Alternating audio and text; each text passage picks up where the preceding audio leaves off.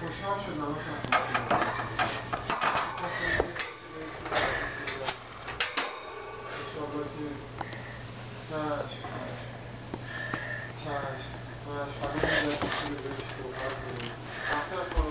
خیلی خوشحال شده صداتون میشه.